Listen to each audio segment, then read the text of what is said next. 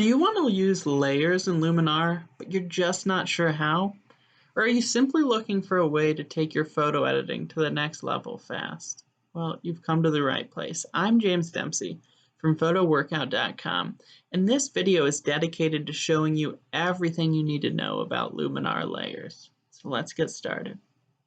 So first of all, what actually are layers in Luminar? Layers are a way of creating separate edits within the same file. When you create a new layer, it's as if you put a piece of paper over your original photo, one that you can adjust however you like. So you have your original photo, then you have a piece of paper, and then you can blend the new piece of paper, the new layer, with your original photo. But you don't have to. You can ultimately just discard that layer. If you decide you don't like it, you can delete it, and that's it. So for instance, here, let me just pull up this flower photo. And if I decide, I want to increase or decrease the exposure, say I want to increase the exposure, then I'd come up here to the Layers tab. I'd say Add New Adjustment Layer. Then it creates the adjustment layer. Then I come down here. I'm just going to increase the exposure. And now that increase is specifically on my new layer. And then if I decide that I don't want this increase anymore, I can toggle it off, or I can just delete it entirely. Now, what actually makes this so useful? Well, for one, it allows you to do very discrete layer editing, where you create different edits in different layers, and then if you don't like one set of edits, you can delete the layer without affecting the other layers or the original photo. And layer editing also allows for more complex masking functions, where you only blend part of the layer with the original photo. So you might just selectively blend the center of that adjustment layer that I just created so that you overexpose or you increase the exposure on the flower, but not on the outside. And finally, layer editing allows for careful use of blend modes.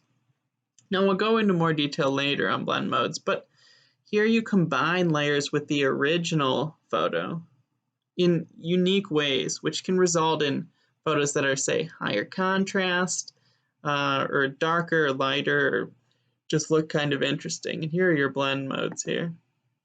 And like I said, I'll explore those in more detail later. Now let's take a look at how layers work in Luminar. So you start by entering the Edit view here, and then navigate to the Layer tab, which I showed you before. Then go ahead and click on the plus icon, and just pay attention to the drop-down menu here. So you have three different possible layers you can create. You can create an adjustment layer, an image layer, or a stamped layer. And I'm going to go through each one of these in turn so you really get a sense of what Luminar can do with its layers. So first of all, adjustment layers are going to be for adding edits to your images. So I'm talking about things like exposure adjustments, contrast adjustments, color adjustments, maybe split toning, and more. So when working with an adjustment layer, you have to make sure you've selected the layer. So here I selected adjustment layer 2, but I could instead select adjustment layer 1. And then I would make my adjustments. So I'd come into the Essentials tab and I would increase the exposure, increase the contrast, do whatever it was that I wanted to do. And then they'll be incorporated within that new layer. And then I can toggle them on and off. So there's that exposure adjustment from earlier. You can also change the strength of the layer adjustment. So here the adjustments amount allows me to dial back the effect if I want to. And I can rename the layers too. All I have to do is just go here, rename the layer, and it will let me name it whatever I want, which is generally good practice. You want to put in, especially if you're going to use a lot of layers, you want to put in names for those layers so you can remember what they are. And you can actually also mask new layers by selecting this Edit Mask button and choosing one of the masking options. Now, these masking tools will allow you to selectively apply edits to specific areas, as I sort of hinted at above.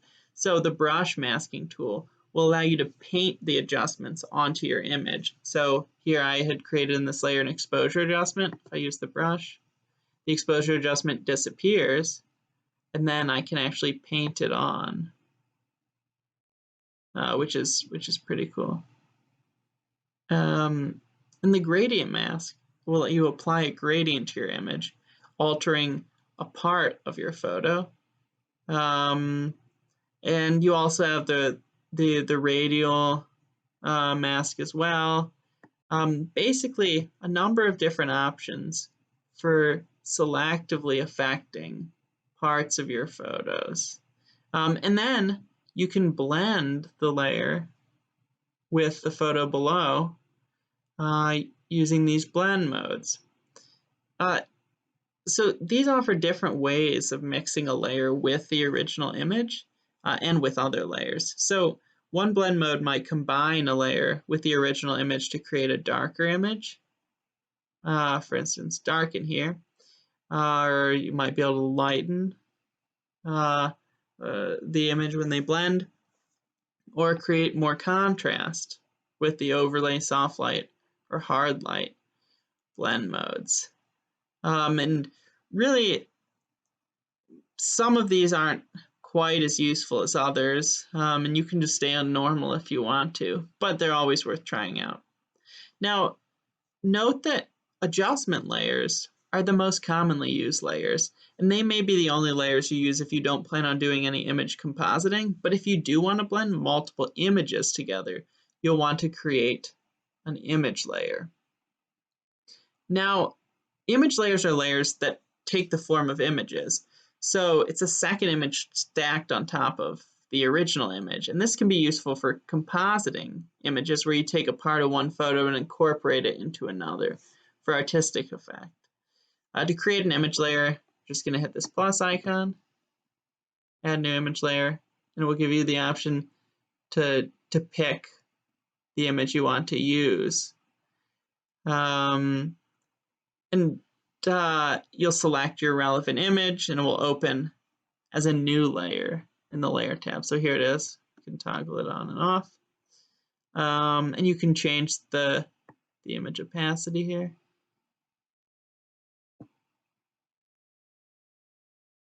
And you can use the masking tools, blend the layer with layers below it, or transform the layer. Now, when you're transforming the layer here, layer transform, it gives you the option to move or crop one of the layers. See, so you can stretch, compress, so you see the layer behind it. Can rotate it, can flip it. And all of these transformation options are useful for working with image composites. You might crop an image layer to ensure only part of the second image is blended with the original, or you could resize the layer to make it more compatible with the underlying image. For instance, if I had a vertical image and then a horizontal image underneath it, you might want to do some, or I might want to do some resizing. Now, let me tell you about the third type of layer, which is a stamped layer. Now, this is simply a new layer that is taking all the old layers, stamping them together, and you just have the new layer. And it contains all of them, but they also still exist underneath it. So here you just click Create Stamped Layer, and then the stamped layer in a moment will just appear in this Layers panel. And as with image layers and with adjustment layers, stamp layers can be blended with the blend mode options, and you can transform stamped layers via the layer transform option. So here you have your stamped layer. Let me move it to the top. You can even apply masks and selectively paint the stamped layer onto the layers below it with the Edit Mask tool set here. But in general, I find the stamped layer to be less useful than the other two, though there are certainly situations where you're going to need it. Let's just take a look at the different blend modes in more detail and how they affect your images. So note that every blend mode works on the selected layer to merge it with all the layers below, but no layers above. So if you have like 5 layers and you apply a blend option to layer 3, it'll only blend with layer 2 and then layer 1 beneath it. Now, the normal blend mode here just gives complete priority to the top layer. So when you use the normal layer, the top layer will appear visible, while the bottom layer will stay invisible beneath it, unless you reduce the layer opacity. Now, I did reduce the opacity there, but if you change that, and let me actually get rid of this, just so we can focus here. Get rid of that as well. So you have the blend mode normal, you're just seeing the top layer here, not the bottom layer here. This is the default blend mode to use when making basic adjustments. And unlike standard editing, it allows you to apply alterations safely to your images, where if you don't like a set of alterations, you can just delete the layer and start over without having to redo your entire photo editing process. You might also choose this blend mode if you're looking to selectively apply adjustments to your image via the masking tools.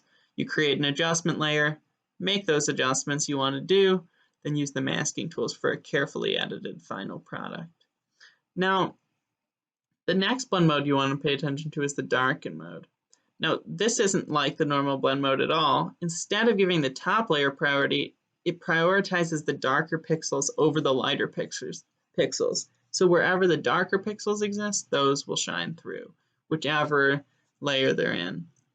And so it will effectively darken your image. And it looks weird here, but there are situations where you'll want to use it and it's worth testing out.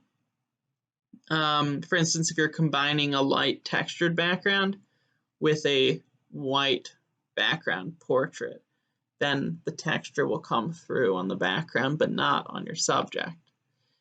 And the lighten blend mode is the next one, and that's like darken but reverse. Rather than choosing the darker pixels, it will select the lighter pixels and it will allow them to shine through. So black backgrounds tend to disappear when you apply the lighten blend mode, letting the brighter features reveal themselves. Now, Luminar also offers 2 stronger methods of lightening and darkening photos. So the multiply blend mode will darken your photos, but in a very extreme way. And then the screen blend mode will lighten them, but in a very extreme way. These are also worth trying out. They're worth playing around with. And a few of the other ones you'll want to pay attention to are the overlay, soft light, and hard light, which are various contrast blend modes. They're going to ultimately create more contrast in your image, though with varying degrees of intensity. So soft light is fairly minor, and I kind of like the look there. This is one that I use often. Hard light is very extreme. I tend to avoid it. And overlay sort of in between. And then finally, one more you'll want to pay attention to, the color blend mode here, which will actually take the color from the top layer and blend it with the tones of the underlying layer. And that's useful for quickly changing the colors of underlying objects. So this top layer, the green leaf, has been blended in to the flower at the bottom, so it's actually turned parts of the flower green. And that's it. Well, there are a few more Luminar blend modes. They're much less frequently used. I recommend you focus on working with the blend modes that I've highlighted here, and only move on to the remaining options if you find that the common blend modes just aren't really enough. Now that you've finished this video, you should really be an expert in Luminar layers. In fact, you can make all sorts of helpful changes to your images with the adjustment layer, the image layer, and powerful masking options. So open up some of your images and start editing. Familiarize yourself with the Layers tab, and you'll be creating masterpieces in no time at all. So anyways, that's all for now. Thanks so much for watching, and don't forget to subscribe for other photo editing tips and tutorials.